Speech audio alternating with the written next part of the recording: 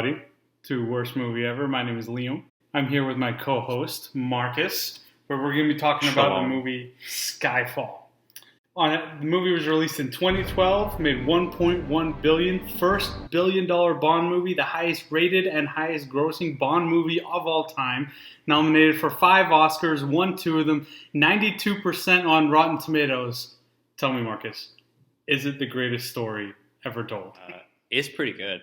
It's pretty good? It's all right. It's all right. It's good in a lot of ways. You don't think it's the best Bond movie? Maybe. I don't know.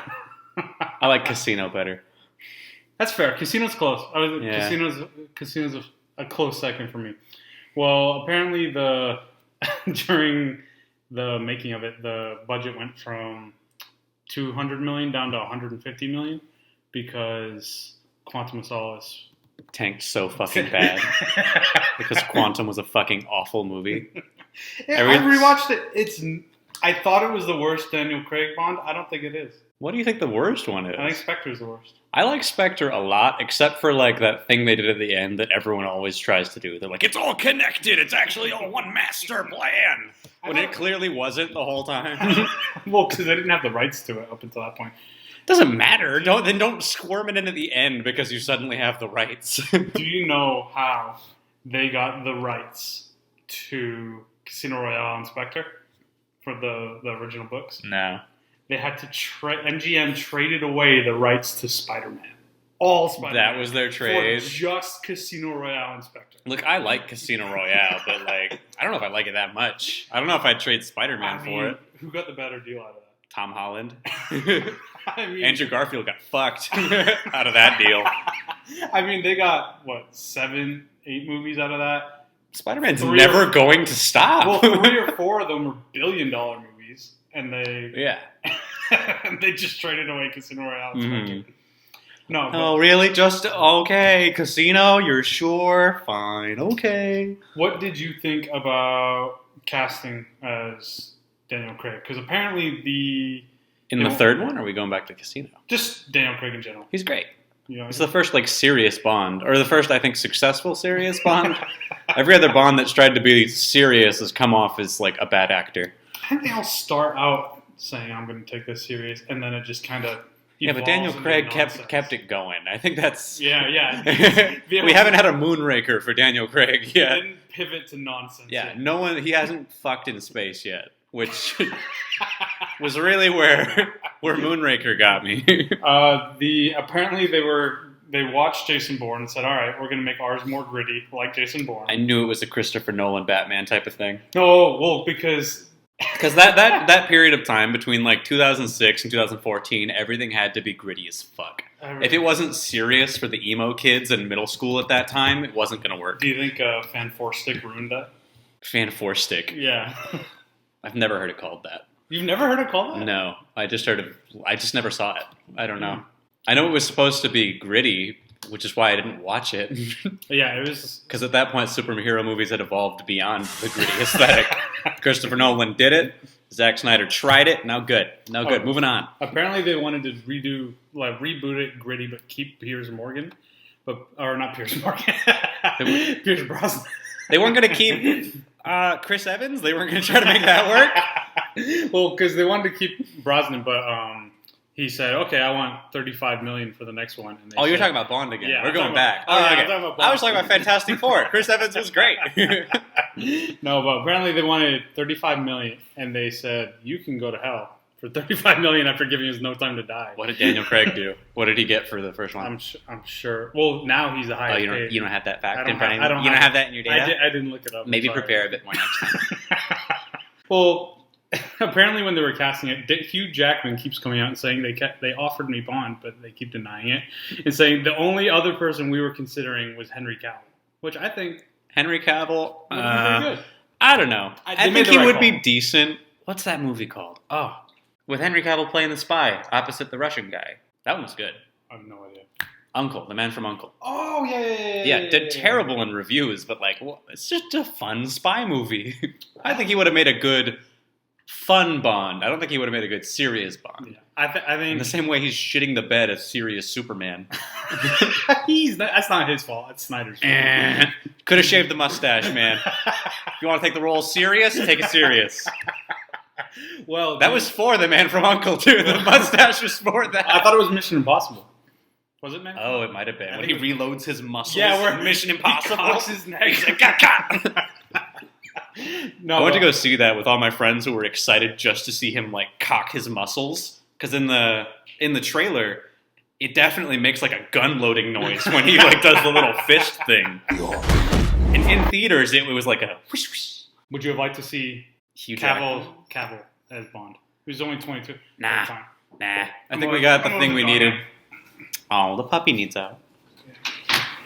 Real man. I think they made the right call. Yeah, I think so too. Daniel Craig's definitely iconic of the role now. Well, I think that he's been riding the old man Bond for a bit long now. Like it seems to be the tone of every movie. I'm too old for this. Well, he's retired or gone rogue in every one of his movies. I know. It's like the opposite of Jason Bourne. He's always trying to come in. Well, apparently in the original for Skyfall, the original script, they had amnesia in it. And they fired the screenwriter because Sam Mendes, the director, was like, no, we can't. Like, we're copying Bourne here, but we're not doing it that closely. I appreciate that just because there's nothing more contrived than movie amnesia. Yeah. Like, I don't remember who I am, but I still know how to write everything. Like and this place looks so familiar. Like on Spider-Man 3, where he bonks his head and then he can't remember, why was I mad at Spider-Man again? Oh, yeah. He's like, huh. When's my dad coming home? Peter, you look really annoying to me today. What the fuck's that about? I think that's just Tobey Maguire. No, I'll never be convinced that Tobey Maguire's a good actor again. Ever since The Great Gatsby, I just cannot be convinced he's a good actor. We're way off track, but I don't like him. What track do we need to be on? All right. It's our podcast. We can do whatever the hell we want. But no one is our sponsor yet. Toby, me and Vanessa rewatched the first Raimi Spider-Man. Yeah, it's not good. And no, it's not. They don't hold very up. Disappointing. They're 90s superhero movies. They're awful. Yeah. Like X-Men. Like the original Daredevil. X2. You forgot about that one. Daredevil's I like Daredevil as a character, though. So I liked the Netflix series for like the first season. I've not read a lot of comic books, but the comic books I have read are Daredevil and Hawkeye. I can't read, so that's the rough part. I've only read The Killing Joke, the Batman comic. That's the only comic I've ever read. Oh, okay. Except for like we used to get those like free comics in like the back of a GameStop magazine. I'd read those, but I can't remember what they were or what happened in them. The villain, Javier Bardem as Raul Silva. What do you think? Well, the villain's the worst part of the movie. It's the weakest. No. Okay. Amazing performance. And I will say this all across the board for Skyfall. Okay. Every actor hits the mark. Phenomenal. It's an amazing character piece. I think every character except fucking Silva is written amazingly in this film. I think Silva it's just the dumbest plan of any Bond villain. And it somehow works out for him. You want to hear? I got my notes. This is the only thing I took notes about, was how bad this plan was. Okay, all right. I'm going to walk you through this. Drop your binder. Here is Silva's plan by Mark Pickering. He starts by hiring that assassin with the buzz cut to steal a list of every secret agent ever, which, by the fucking way, awful thing to put together. What a liability. At least split it up into 3 drives or something. It's all on one laptop. Yeah. So in the process of hiring this guy, Bond accidentally gets shot by his own friend. Bond disappears for 3 months, and nothing happens in the meanwhile. Or the length of one Adele song. Yes. Exactly 3 months, because Adele is that sad. We cut to 3 months later. Bond sees that MI6 has been bombed. And Silva bombed MI6 when it was empty because he wanted to kill the woman whose desk he successfully bombed. He wanted to kill himself. Okay. He could have been in there. He got the bomb in there. He could have just waited, stood in the office, and killed her ass. I'm getting back to that. It wasn't a bomb. It was a gas leak. He definitely blew the fuck out of that building. He said gas leaks. Yeah. Anyway. He blows up MI6. The biggest plot hole that you missed there was he used computers to do a gas leak. What? Sure. I believe it. He used computers to blow up a specific railroad to throw a train at James Bond at the exact time he needed it. Because that's what the Joker would do. Okay. So as a tandem, after he blows up MI6, he starts just releasing agents to, like, taunt M. He's just like, ooh, you're a bad leader. Look at all these people you're killing because I got your list. He wanted the government to turn on it. Yeah, sure, whatever. Is that a great plan to kill somebody? No, it's fucking not. He wants her to suffer. As a consequence of blowing up MI6, they all move underground into this, like, super secure, top secret backup location. Unhackable. In retrospect, right? How the fuck would he have known that was so easy to hack? Well, he worked there. Anyway, he waits these 3 months, does all this, then Bond comes back from the dead. Bond is instrumental to his plan, by the way, because he doesn't do anything until Bond gets to him. Yeah. Which, by the way, Bond tracks down the assassin, right? The assassin who stole the list. Right. Kills him before he gets any information. He slipped out of his hand. Yeah, he fucking killed him because he's out of shape. Accident, I don't know. I think M is liable for that one. Well, I have a story for that, so remember. All right. Bond sees this lady across the building who just watched a man get killed and goes, yes. Finds a random poker chip, goes to a casino, tracks down that same lady in the casino, flirts with her, finds out that she's this horribly abused woman being used by Silva, asks to see the boss, beats the fuck out of people. It really gives a bad characterization of Komodo dragons because they're not that aggressive. They definitely don't drag you screaming into the dark. Komodo dragons will bite you and wait a week until you die. They're very patient. Anyway, tangent. No, it's very interesting. No, I'm glad that you came with lizard notes because that's the one kind of note. That's actually not written down. That's not anywhere in the notes. That's just something I know. Or is that something you're making up? Maybe. I haven't watched Animal Planet in a while. There could be new updates. So they could be dragging people right. That cave. You don't know. So Bond goes to this secret island of computers, which looks really bad. It looks like really shitty prop development. If you really look at the computers in the back, it's just a server room, but like a shit one made with like 3 cables that just go in between everything. It had like 1,000 cables, all connected by like one. If that guy has any working power, it's a miracle. What kind of team is he employing to power that island? He goes on this big monologue about how M is bad and that Bond should be gay, and Bond's like, maybe I am gay. Which is super progressive for that time. And you know what? 2012? Yeah, it's pretty progressive. Yeah. Bond says, I've done gay things before, you don't know me, and then they move on. He says this whole thing about the rats. And then Bond kills that lady. On the rat story, his grandma, for people that haven't seen it, he says his grandma taught him about life because she had an island, which, by the way, rich fucking grandma. She just owned an island. There's nothing to brag about. It was just a little island. Like, still had an island. Nothing to boast about, he said. First of all, cringe fucking backstory. I was the rich boy who became a British spy. Where the fuck was this island? How are you allowed in MI6? The FBI doesn't let in non-Americans. What is MI6 doing letting in foreign nationals? The next step of the master plan is to get fucking captured by a radio he didn't know about because Bond signals for help in his boot. I'm sure he's assuming. Yeah, great assumption. This guy who's been dead for 3 months, he's going to come capture me. That was the plan. Don't forget, none of this works unless that happens. He's expecting someone to come, and he's just happy it was Mr. Bond. Mr. Bond. Sure. Yeah. You're doing a lot of rationalization there, and you're doing a lot of covering up. Yes, because you're forgiving Silva quite a bit. I think he's the best Bond villain. Up there. No. Top 3. Definitely not. No. He's the best Daniel Craig Bond villain. No, definitely. No? Who's better than him? In terms of acting ability? Oh, Christoph Waltz. Of course, Christoph Waltz. In terms of acting ability, Mads Mikkelsen. Kermit the Frog, I like to call him. Because he really does look like if Pinocchio's dad magicked Kermit the Frog into a human being. He became Mads Mikkelsen. And his eyes started bleeding. Yeah. Mr. Bond. That would definitely be an FDA strike. Cease and desist. Apparently, when they were writing it, they wrote his name in the script as Javier Bardem because they wanted nobody else. They only wanted Javier Bardem. And what if someone leaked the script? Well, exactly. Our producer was like, guys, we're almost done with it. You got to give him a real name. And I think that's the worst part about him. Raul Silva, So Silva gets captured. Okay. Goes to this London underground, subway-adjacent, top-secret MI6 area. he just trusts that Q is dumb enough to hack himself, trying to hack Silva's flash drive.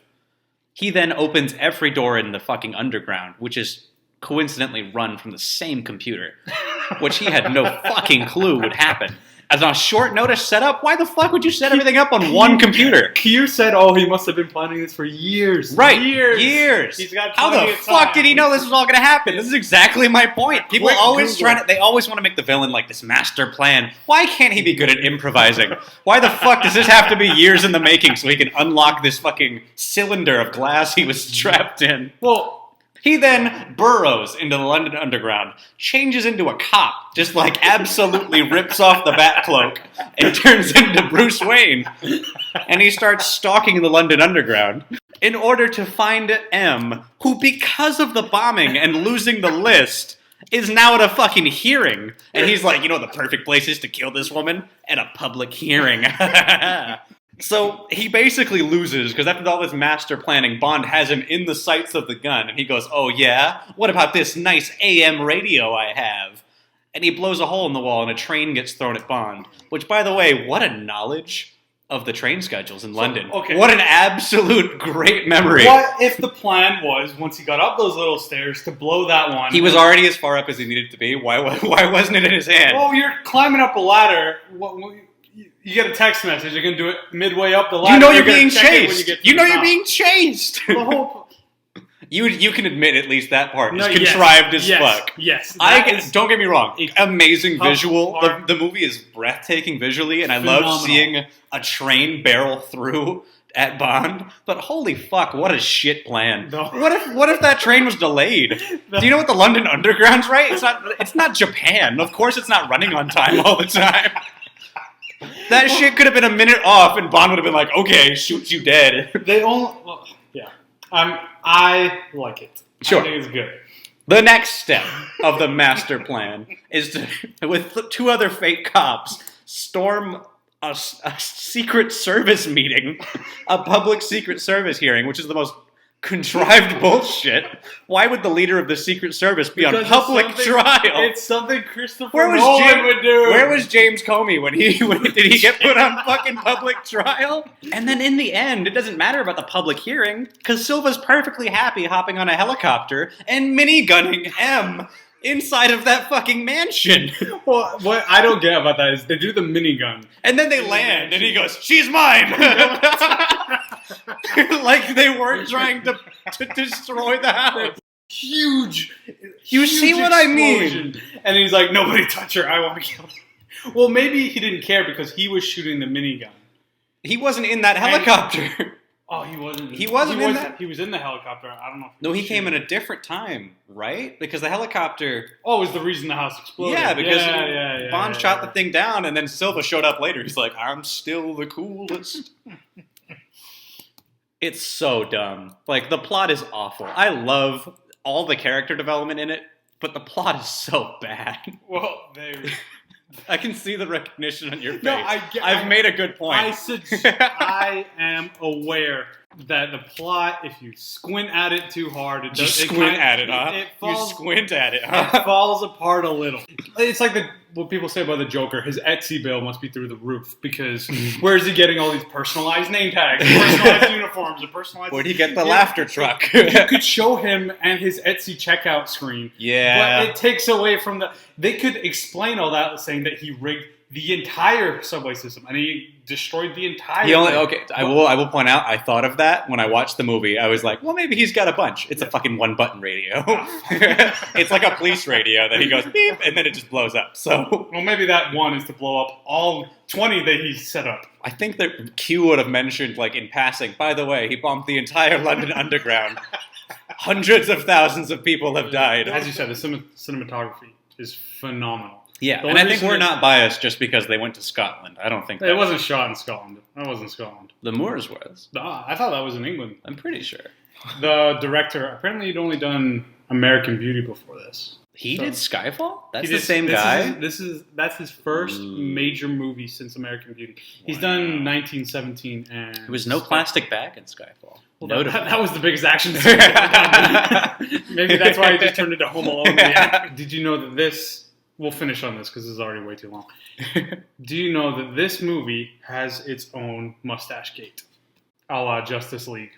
From what character? Did M From Bond. It wasn't his mustache, it was his hand, from Daniel Craig. So, what happened to his hand? Daniel Craig was known, while the crew was setting up and everything, Daniel Craig was known to go shopping in wherever the location they were shooting for. That was his hobby, spending money. And he would often buy pieces of clothing for Bond. Like a lot of the jackets he owns, a lot of the watches. He goes out and buys that, passes it with the props department, then passes it with the director. They say yes, and then he wears it. And he's done it for all his movies, and it hasn't been a problem so far. In Skyfall, they're filming the scene where, he dropped the guy that we talked about earlier. Yeah. He dropped the assassin. Did they write the dropping in because of those stupid gloves that he was wearing? Because when has Bond ever worried about fingerprints before that one exchange? Apparently, Daniel Craig was very determined for Bond to wear these gloves in that scene because it was something that he felt like his character would do. And he thought he looked really cool, and he thought it was something that Bond would look really cool. So he brings back the gloves. He says, Sam Mendes, can I wear these gloves? Sam Mendes says, sure. Keep track of it. Tell them to keep track of it. For continuity's sake, other than that, you're fine. So he wears the gloves. They shoot it. They go home. They wrap the film. The whole thing is done. Daniel Craig goes home, and an editor swivels around on his little swivel chair to Sam Mendes and says, if his gun is fingerprint, how can he shoot it with gloves on? I forgot about the stupid fingerprint gun. And Sam Mendes said, oh, shit. And he called Daniel Craig and said, hey, we need you for reshoots because of those damn gloves. And Daniel Craig said, absolutely, I'll be in there. I'll be in there Monday or whatever it would be. But my contract does say you have to pay me X amount of millions for reshoots. And he said, let me call you back. So he priced what it would be to CGI hands. But they didn't. He was still wearing the gloves. Well, in the open, when he's shooting the gun... Pull this up. I want to see pictures of it. It's like the guy in the T-shirt in the back of Pirates of the Caribbean. Or Gene's guy in The Mandalorian. Yeah, or the Starbucks cup. Or the Pringles can in fucking Game of Thrones. They really threw that last season away. His hands... Oh, it's in the scene where he's fighting your favorite Komodo dragon. Oh, it's all of the scenes. That's what it was. He was wearing the gloves the whole Look time. how pudgy he's... He looks like the Marshmallow Man. And they still went with the Clint Eastwood, twitching hand thing for a shot. Exactly. But if in that scene where he's walking in to kill the guy, he's not wearing gloves. But then when he drops the guy, he's wearing gloves. So he must have been shooting him. Because they had a whole Foley effect to the sound of leather slipping when the guy's clutching his hand. Apparently, to bring Daniel Craig back and rebuild the multiple sets, and as you said, the beautiful sets, they must not have been cheap. Breathtaking sets. They must not have been cheap. To rebuild all that, it would have taken almost $50 million because of these damn gloves. Yeah. To CGI just paint over his hands. They didn't even take out his hands in CGI. $30. They just painted it over. It still cost them $15 million. I mean, yeah. I'm going to say... That's probably the best choice. Because look at me. I've watched this movie a few times with a very critical eye. Yeah, you can't, and I didn't know. You can't notice. That didn't even occur to me. Unless you're told. But once you're told, it's very noticeable. I do kind of think fingerprint gun is so stupid, I try not to think about it. I think it's a smart idea. It comes up once. Where the guy steals his gun. That's a James Bond trope, though. You have to have Q introduce a thing that pays off later. Well, they made a whole trope this movie about, Q doesn't have fancy gadgets. What is this, the 80s? And it still worked. It was a good gag. It was funny. But the entire thing didn't work. That scene didn't work. Those fight scenes in Shanghai wouldn't work. These gloves, which apparently he did for a lot of stuff, just would have completely ruined the movie. What a little fashionable man. I had no idea. Well, I think we'll leave it there. Here is a clue for the next movie that we're going to review. I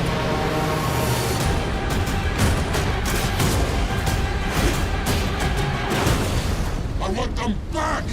Everybody like and subscribe. Thank you very much. We'll see you next week. Bye.